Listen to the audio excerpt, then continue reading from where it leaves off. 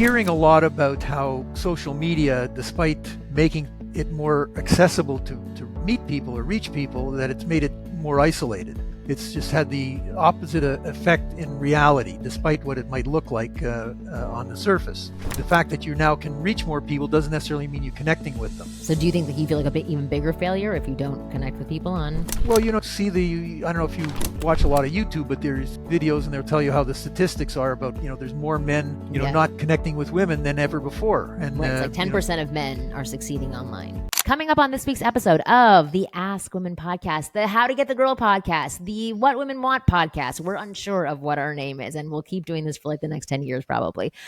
I promise you'll decide over the summer what our name is. But coming up on this episode, we have the amazing OG of, I want to say the pickup artist world, but it really is the men's dating advice world. We have Clifford Lee on our show, who is going to be talking to us about the history of dating advice. Has it changed? Has it not changed? What's some of the advice that was great 30 years ago that is still great now? It's going to be a wonderful episode that all of you should listen to, and I hope you really enjoy it. So keep listening. Would love a little bit of a history lesson, and I'd love to hear kind of the backstory, because the way that I've told it many times is that for years and years and years, there were plenty of magazines for women out there, Cosmopolitan, like all these different magazines giving advice to women, but there never really was a safe space or an acceptable space for men to be receiving advice on relationships, sex, women, masculinity, any of it. It was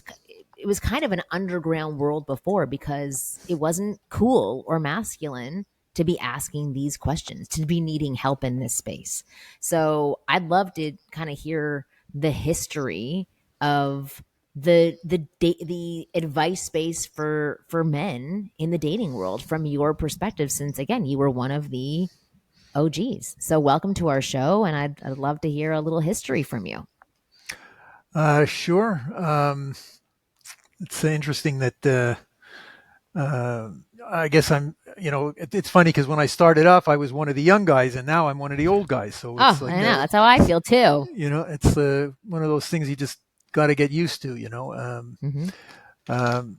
Anyway, make a long story short. Well, I guess maybe not. We've got 45 minutes. You don't make it that short. We'll I guess go through a lot of this stuff, but I guess as far as this stuff is concerned, I think it really started off with Ross Jeffries, and it's kind of an interesting story in that back in the 90s, I was in my car and I'm listening to the radio, and they're talking about this show that was on the Phil Donahue show. Yeah. This guy that was on the Phil Donahue show. I don't remember if I had Ross's name from the discussion. It was just like a local radio here. Some guy was watching television and he happened to see, Ross on Phil Donahue.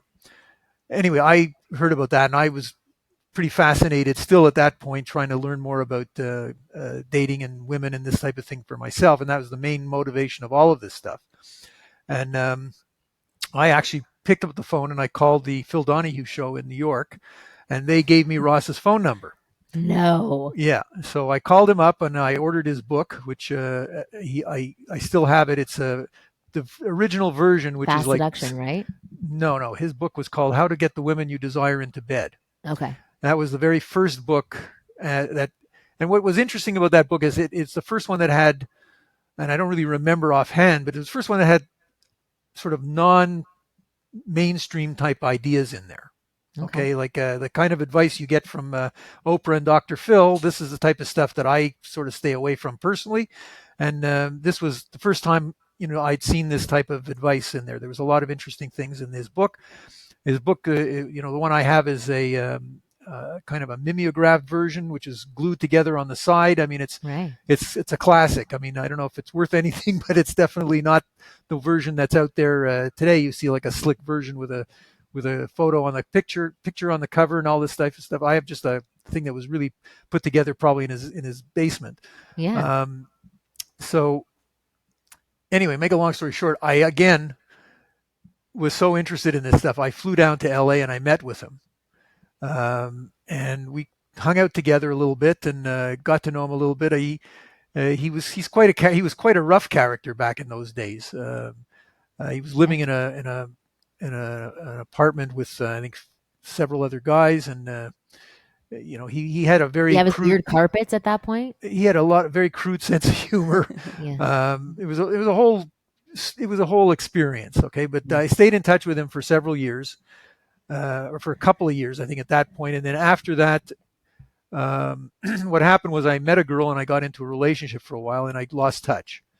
And when that broke up, I got back in touch with him, but now he had advanced his situation significantly, and he was just about to hold a seminar in Maui, which I actually went to, Wow. and it was a really great experience. It's interesting because back then, like guys approaching women was a very rare thing. It was something that I'd been forcing myself to do for a long period of time because for me it's just simply logical. You want to meet women, you got to go and talk to them. Yeah. Not that it was necessarily easy or something that I excelled at, but it was something that I realized you got to do. And I was a little bit of a hero at that seminar because I was one of the few guys who was approaching women myself, and a lot of these guys are all too shy to do that. Even back in the 90s, Oh we yeah, fantasized that back in the 90s people could talk to each other and had social Oh yeah. skills. And yeah. there's plenty of guys then and now who could do that Mhm. without having to learn anything. They just had those skills from whatever And then plenty of natural. people who don't. Yeah, That's the whole exactly. thing. That has not changed. Yeah.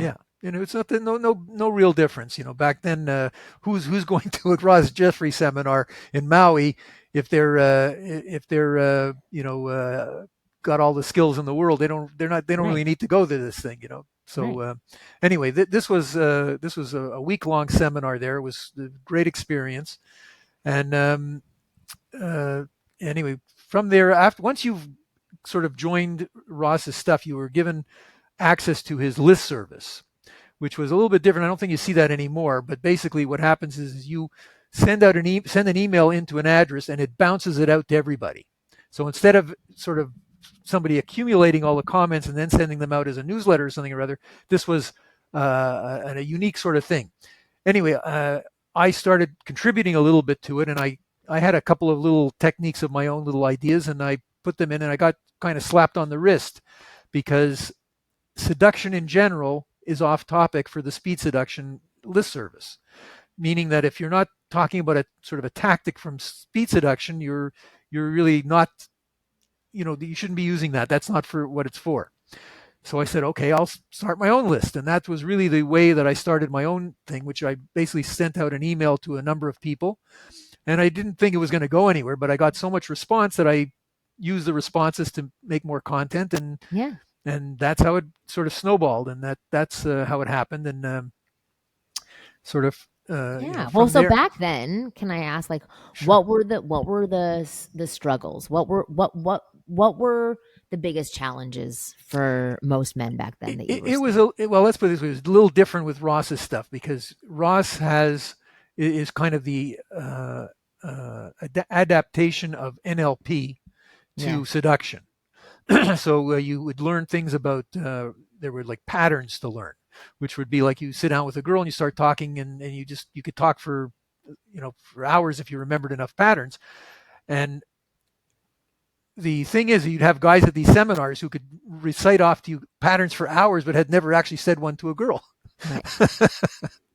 So there was patterns, there was weasel phrases, there's all kinds of linguistic techniques which were pretty interesting, and things that I actually, a lot of it I had, not a lot of it, but a good portion of it I had sort of learned on my own, or figured out on my own, and sort of the way to say certain things can make a big difference in how a woman reacts to you. So I learned a lot of that, and then there was some of the stuff I picked up from Ross. There was a lot of the patterns often work tremendously well. You'd start up with a woman, and they get fascinated by what you're talking about, Yeah. because Can you these share like a pattern, one of those patterns, and um, explain it to the guys who are listening? well, I mean, it's like it's for example, you sort of take you through an experience. So, for example, you might start talking about almost anything, like walking down the street, and and you notice when you're walking down the street maybe that you're feeling just start talking about almost anything, about feelings, about perceptions, about it's just different from a regular conversation.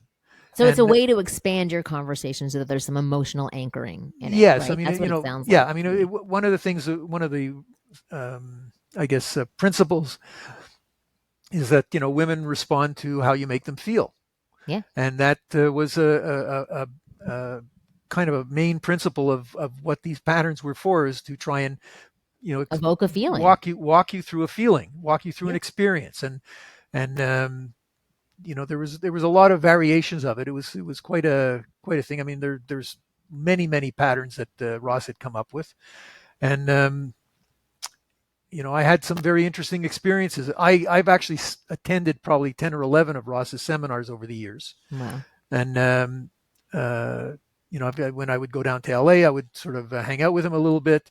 Um, we were friends, but he always found me a little bit on the strange side for some reason or other. But I think that's partly his nature and partly reality. Who knows? Right. um, so I guess from there, I mean, I met a lot of very interesting people at Ross's seminars, Yeah, I'm including sure. Eben.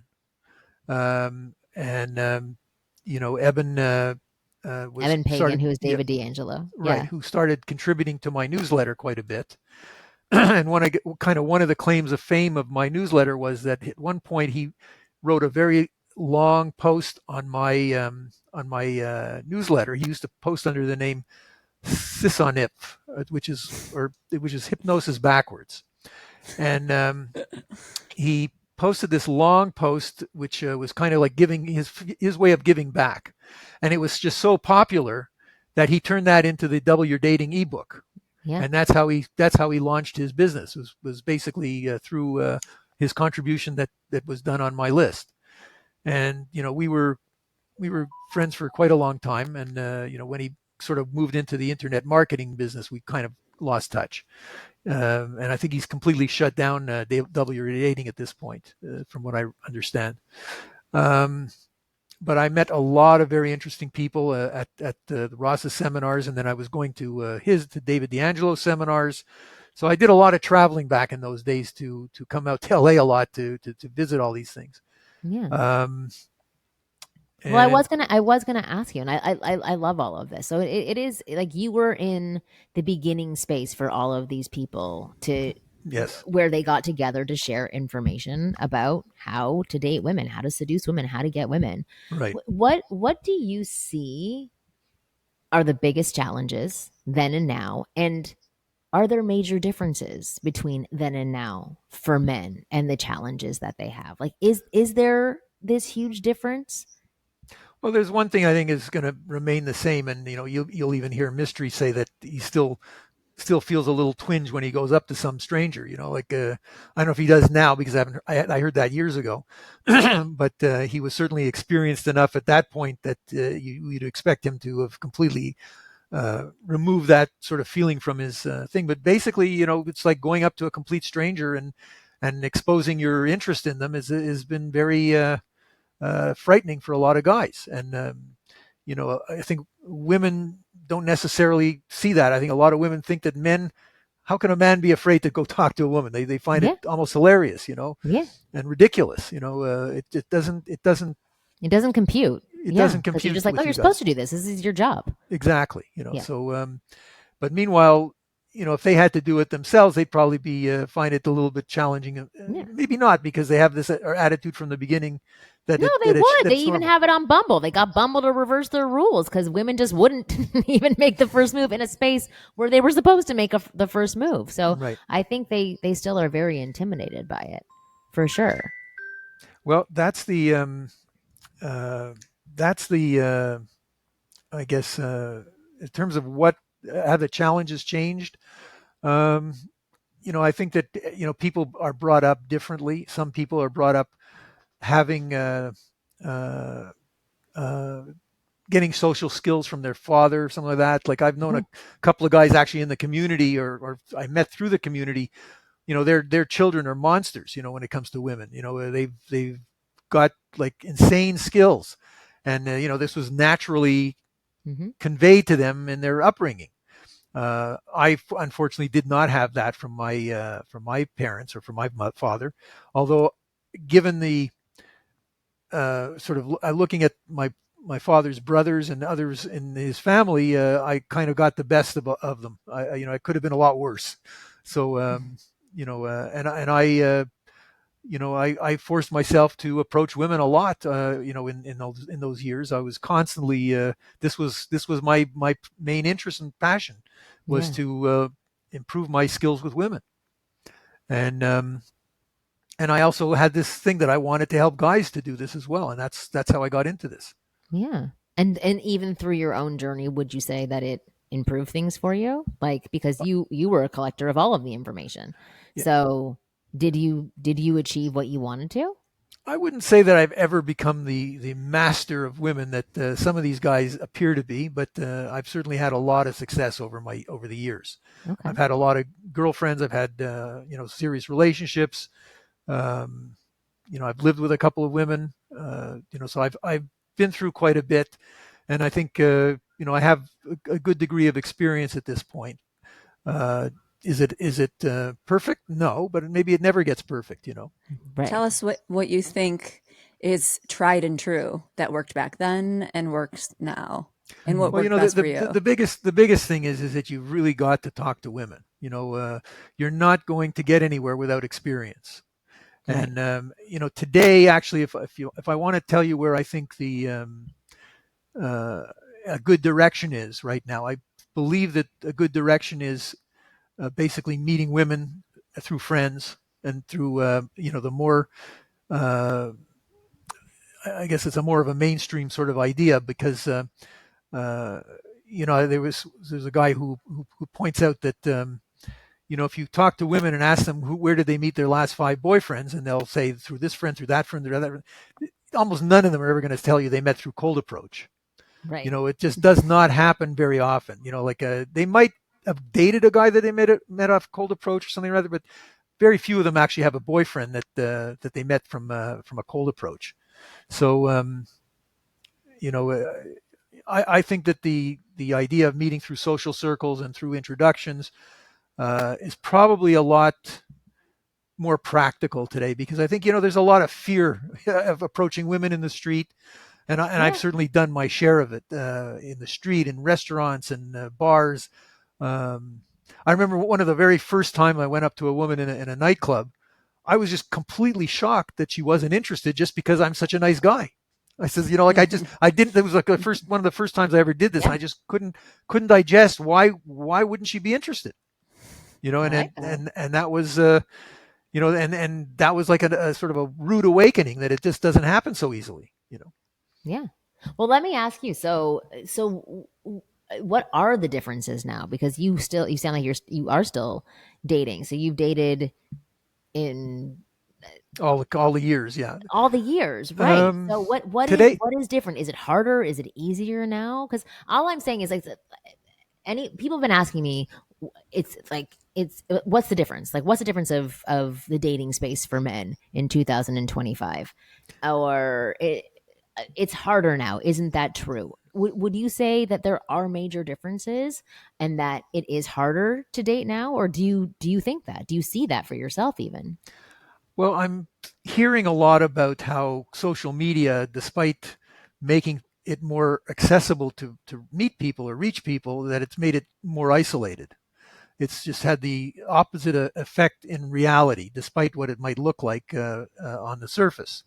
The fact that you now can reach more people doesn't necessarily mean you're connecting with them.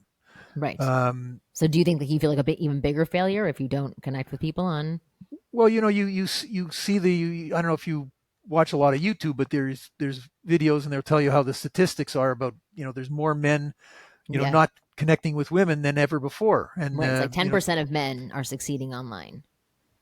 I don't know if it's that much, but it's a small percentage that is succeeding, and the rest are struggling or completely have no success whatsoever. But do you And think that's drastically different from where it was 30 years ago? we may have more information today, so it might not be any different, you know. Right. Like my response is that the mediums have changed, the tools have changed, but the concerns that I hear from men are exactly the same as Sure. they were 21 years ago when I started. The same questions that they have about women, the same struggles that they have with women. I'm telling you, I could look at an email from 2004 when I started and look at an email now, and they will have very similar questions in them. It may be like, how do I do this online, or how do I do this at like that? Those little things might, there's some nuance that changes, but I in terms of the struggles, the frustrations, the lack of awareness, I do find that it's very similar to now. So Totally agree. I mean, you do, okay, yeah, this is kind of the good thing and the bad thing about this business, and that is that um, you know, it's a forever problem. I mean, there's yeah. always going to be guys who have trouble connecting with women, and want to learn about how to improve. You know what? This is something that was very different back in those days.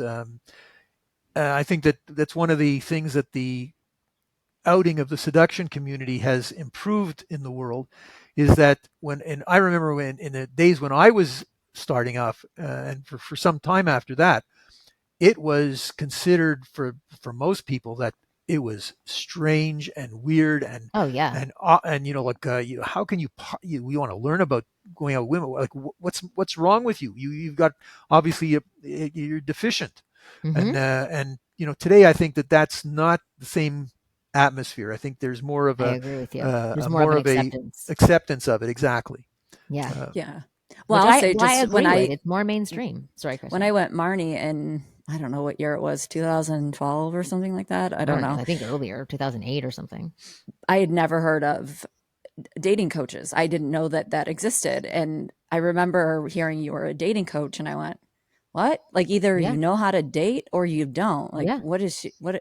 I had no idea. And then I witnessed, and I doubted for a very long time at first any sort of significant change that could happen from learning and picking up skills and reading and having coaches. And then I started to see it happen, and I And became now a she's a quote coach. unquote believer. I drank the Kool-Aid. But Yeah. and it actually, really makes a difference. But what I want to say is I think the main difference, I would guess from the 90s, let's say, to now, or the 70s, doesn't matter, anytime before online dating, would be the ghosting. But I think the ghosting only occurs more because we have access to more people. Yes. So it seems, hand in I hand. was It's ghosting. I like was talking about ghosting, but that was not the word that I used when I would talk about it. That the word is just more prevalent now. But I was doing that to lots of guys that I would hang out with when I was younger. I right, disappeared but completely. we wouldn't have as many we wouldn't have as much access to those guys to be able to ghost that many guys. Right, So that's true. it's It just feels like it's increased probably like that is probably the because of difference, that that. it feels like it's happening more often for the things. Although I felt like I was doing it all the time. But you're right. But maybe it would be even more so that you disappear just because you have access to that many more people. That would be the Right. main difference. I just think the main differences that I see, which I think you're correct, it's like you're having more stabs to the heart happen quite often, right? Where before you would put yourself out there, maybe once a week you would put yourself out there, whereas now every night you're putting yourself out there, maybe Right. 12 times to 15 times, and getting those little stabs over Right. time that people are not taking you in. And the other difference is that you have the idea that you have so many options for people when you don't really have very many options. Although I was saying this the other night to my friend, I used to go out to clubs or bars and be like, oh, I can date everybody. And then I come home and be like, nobody here was of interest to me. So on some scale, I do think it is very similar. There's tiny little things that are different, but I think all in all, it is the same. And just like Cliff said before, like the good and the bad is that it doesn't change, right? And that the insecurities that were there in the 90s are the insecurities that are there in 2025. The struggles that are there, the frustrations that are there, the lack of skill sets and tools are there, and they're still there now. But the key difference is the abundance of assistance. Exactly. right? The abundance of assistance. Like, even though there's a ton of bad advice out there, there's also a ton of great advice out Well, there. that brings up an interesting topic Yeah. because one of the things that I um, sort of promote is that uh, I have seen what doesn't work for one person work tremendously for Yes. somebody else. Yeah. So, that was one of the things that I try to help guys find the right connection for them, the right For advice them. for them. There are people that'll have done or say things that others are going to just tell you that's the worst advice you can ever have, or Yeah. that's yeah, and for somebody else, that was exactly what they needed. Can you And give me an example? I know that's a hard thing to well, ask you, I'll but give you an example.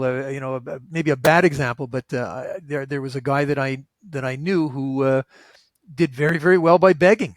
Okay, I mean it's like, it was a strange thing. He would just be yeah, persistent. it works. That's my number one tactic. Just beg. On your knees. Yes, on You your know, I knees. mean, No, so what do you mean? Like, so he that's what he would do with women. He would beg well, women, and he, then he he would had a, get he had a results. way of doing it, but meanwhile, it was still begging. Like it was like, you know, one, Like, he was persistent. he was persistent, and he would say things like, you wouldn't want to go out with a guy like me. and ultimately, eventually, he ended up becoming pretty successful with women, even though he was short and nothing special to look at. But he did go up and approach, and Ah, so he sounds like anybody he had he's nothing to do with the confident, community but though. he would be self-deprecating in a Self, humorous yeah. way that would I wouldn't call him no? confident. I wouldn't call him Okay, confident, but interesting. he had a way of sort of realizing either he says something or he doesn't, and Yeah. that was enough to get him moving a little bit. Okay. I think another example of that could be simply saying something that's more innuendo based from the beginning Sure, that sure. could work for a guy and that could totally not work for a guy. If the one guy pulls it off, he's got the right charm, charisma, confidence, Mhm. boom. Whoa, it worked for him. Then the other guy doesn't have the same presence. Ugh, Yeah, you can't she pull thinks off the he's a same creep. thing. Maybe Yeah. here's Yeah. a better example of what I'm talking about. You must remember Mihao. Yeah. So there were Hmm. guys who would say that Mihao taught mystery method better than mystery. And some guys would just get it from Mihao, and they wouldn't get it from mystery. They couldn't assimilate it. They couldn't digest it properly. They couldn't. It didn't sink in right. Yeah. So this is the kind of thing that I'm talking about more. Maybe is that what works for one person doesn't necessarily work for somebody else. Yeah. And you got to find what connects with you, and that's why it's a little bit difficult to kind of do reviews of dating coaches and things like this, because I've seen guys who I thought were terrible, and other guys were raving about them, Mhm. and then other guys would also think they're terrible. So like you got to like Yeah, but it really, like, and I feel like I've said that a million times. Like, I would listen to 10 people and see what resonates with you. And then I would exactly. also listen to see what makes you really uncomfortable. And then I would try the thing that makes you really uncomfortable, because most likely it's something that you're not tapping into, that if you were to tap into it, it could really help you out. So I think there's always a reason to try different flavors of everything and see what fits for you, because even sometimes you can pull 5 different things and have it work for you, right? Rather than Yep, just doing one thing and following one routine that works. Yeah. exactly. Yeah. So what else do you think, like, after nearly 30 years now of being in this world, what have you learned from it? Like, what have you gained from this space? And actually, as well, what message do you want to pass on to guys who are listening to this? Well, I'm a very practical person about a lot of this stuff, and like one of the things is that's like I said, you're if you want to have any kind of success with them, you got to talk to them, Yeah. and you need to get experience, and it's very hard to get experience when you can't even get a date. Yeah. Um, so it's not such an easy thing to overcome or an easy challenge to deal with. But uh, in terms of what I've learned, I'll tell you something. As I've gotten older, I'm less inclined to do cold approach personally. I mean, if the situation arises that, I'll still, talk to someone, but uh, I'm not crazy to go talk to women who, I may still be attracted to who are now age inappropriate for me. And, I'm not, I've got my own way of dealing with that, but that's not, I'd rather sort of meet women through, like I said before, either social circles or be introduced to them. And Yeah. I think that you get when you have a warm introduction rather than a cold one, it makes a big difference. And Yeah. I think that rather than spend a lot of your time trying to overcome, fear you're much better off to try and get into a situation where you're comfortable Yeah. if you can. I agree with you. I have my friend Zach, who was just so great with women. He still is so great with women.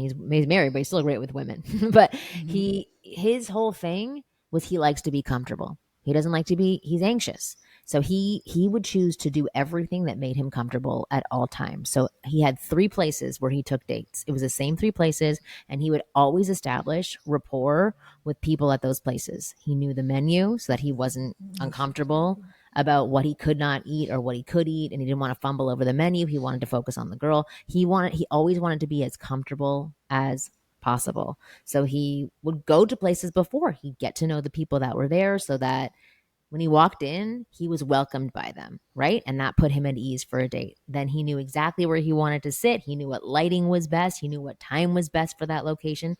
He knew exactly what to order. He knew what food was, you know what I mean? Like being comfortable, even though I think most dating coaches would push, like, be uncomfortable, get out of your comfort zone. I think being comfortable is equally as beneficial to you as pushing yourself a little bit to be slightly uncomfortable sometimes. To learn that what you need is your comfortable spaces and then selecting those, I think is really key. You By remind by you. Sorry. Oh, sorry. I was going to say by date 40, I'd be like, Zach, could we try a different Yeah, different restaurant? restaurant. Like at this point. You remind me of one of my old adages, which was, if you relax, she'll relax. 100%. You know, Yeah, she's going to if you're mirror going to be you. there and you're going to be all you know Agitated and edgy and or yeah, nervous or whatever, that's not going to make her calm down. yeah. And it makes a big difference for you to just relax and sort of be comfortable in the moment. Yeah, I agree. So, what about for guys right now that are getting back into the dating space? I know we kind of said it's no different right now. Um, do you want to maybe send a little message to these guys? Because I think what we've talked about right now is that it isn't so different, but I know that they are very intimidated by it. So, guys who are divorced, who have not been in the dating world for that long, can we help put their minds at ease a little bit? And Well, I yeah, think the facts are that men want to meet women and women want to meet men. I mean, that's just the dynamic, and it's not going to change. yeah, But it's like I said today. My inclination is more towards meeting women through introductions and through social circle, and yeah, communities. rather than forcing yourself into that struggle, to overcome your fear and approach an attractive woman in an awkward situation, which a lot of the times, unless you've already mastered it, you're going to go up to her and she's going to be uncomfortable because you're really forcing yourself Yeah, into behaving in a way that you're not that necessarily comfortable with. yeah. You're trying to become comfortable with something that's very nerve wracking. Hmm. And Yeah. I'd rather guys spend their time focusing on building up a community and then tapping into that community for yeah, dating than going out on the street and I mean, there's nothing wrong with that. If that motivates you and you're like, I want to master this, and that's your person, just like we said before, there's different styles for every person. But I kind of am in line with you because I've had guys who are like, oh yeah, I go to the mall and I do this. I'm like, if you want to do that, that's fine. And you want to push yourself to get over your fears, 100%. That's what it's going to help you do is build up your confidence, make you more resistant. But you are not going to have a lot of success going to a mall and approaching women. It's that's right. go find places that you can see people on a regular basis, be a part of a community, go through your friends, go through your network. Like that's for me, I believe the better space to go to for dating. Exactly where my head is at these days is that Yeah. I think approaching women in malls. I've got lots of stories of guys here who've been thrown out of the malls. Yeah. It's a and even they don't think they're annoying the women. They are often they are annoying the women, and the women will complain on them. Yeah. And it's just not the ideal way to gain experience. Yeah. There are other ways. I agree with you. Okay. So one final note. So tell people about what Cliff's List is now. What it's offering to men. Is it Well, offering tips and guidance? Is it still a collection of other people's stories? well, Cliff's List is a big project. Ultimately, I'm still haven't spent enough time on various elements of it to bring it where I'm planning to build it to. But I mean, the newsletter is still coming out twice a week at least. And that's a free subscription that you can just go on my website at, should be able to find it at either at cliffslist.com, or I think you'll find the link also on my YouTube channel. I think the YouTube channel is one of my better features right now. I've got well over 100 interviews with dating gurus and people, and all of those interviews are geared towards, how can you help guys become more successful with women? So Okay. there's YouTube, there's the newsletter, there's the website.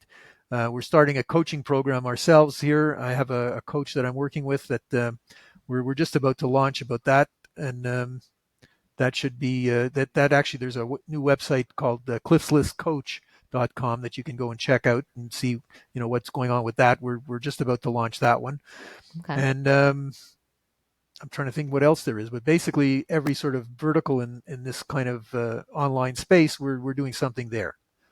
I love it. So I absolutely love it. Well, thanks for coming on. And I like the little history lesson. I think it's always great to hear it from another person's perspective. I experienced it one way, and I've talked to so many people who were in that world with me in the beginning, and it's interesting to put it all together. But Ross Jeffries was a huge start for me too. He was the first person that I met in that space. I met him at a rabbi's house on Shabbat. It was 2 weeks after I had started my business, and I was talking because I had started the business idea came from being at that rabbi's house. And I came back and I was telling the story of what I had done in those 2 weeks about this business that I had started. And he slid his card across the table and he said, "We have to talk after That's this." so random that you met him It was right then. Basheret. That's what it's Wow. called. It's like meant to be, right? Synchronicity. Yeah, and synchronicity, exactly. Gentile So I speak. talked afterwards, and I remember he just kept saying, "Oh, you have to meet Eben, and you have to meet Neil, and you have to meet this person. You have to know about the." And he was talking about all this stuff, and I was like, "What the hell are you talking about?" I do because, as Kristen said before, like men are supposed to know how to approach women, right? So I didn't know that there was this whole world going on, and it was amazing because I was like, "Great, I have an audience." For what I am doing right now, bring me into it. And he was very generous, and he introduced me to his family. He introduced me to Eben Pagan, which gave me my first speaking engagement. So I was in the Double Your Dating right. program, and that was my first speaking engagement that I ever had, and barely even had a website at that point. But that's where I learned about digital marketing. And I was introduced to Neil Strauss just after he had handed in his copy of the game. And I remember Neil said to me, "Oh, I wish I could have added you to my book." It was just like all of these interesting moments and introductions. I feel like I was a part of history for some people who know that world really well. I feel like I was a big part of that history. So it's cool to hear it from somebody else's perspective as well. Well, I mean, the more you talk, the more my memories will get jarred, and more Oh stuff yeah, would come for out. sure. Yeah. I God, mean, I remember going to my first the David D'Angelo conference, and I was like, "Whoa, there's all these people here! yeah, Like, there's all these speakers," and I was just like, I was in shock, and also so excited at the same time that there was this world of people who wanted information. And I met Mystery there for the first time, and he ran his whole routine on me, and I was just like, it was just like a very interesting time and experience. So yeah, it was pretty cool to be a part of that. But thank you so much for coming on, guys who are listening. I would definitely go check out cliffslist.com and go sign up for his newsletter. I remember he was the first person I knew who was emailing twice a day. So it's interesting now that you're doing it 2 times a week. But yeah, one of the OGs, and I think filled with great information. So, Cliff, thank you so much for coming on. My pleasure. Thanks for having me, and I'll look forward to, I guess, seeing more about you and everything in the future as well. Yeah, I love that. And Kristen, thank you for coming on, Yes, wearing nice your meeting you. hat just like me. No, I have no hat on. My hair is Yeah. fully done. Yes, exactly. We were talking Just before about blown having out. filters on Riverside, which is the platform we use for recording. We wish it could just take us out of our hats and make us look like Give us models. It would be flowy fantastic. hair. AI, it's going to happen in 2 years. For We'll sure. be the Kardashians in a couple of months, so it's great. New episodes of the Ask Women podcast, How to Get the Girl. I think that's the name we were going to stick with. Or the other name was, I just had it pulled up here. Where did I have? Oh, I want to see. Shoot, where did I have It was in your I list know, but when what we did I talked have to. it? And I just had it a second ago. Hold on, I'm going to pull it up in 1 second.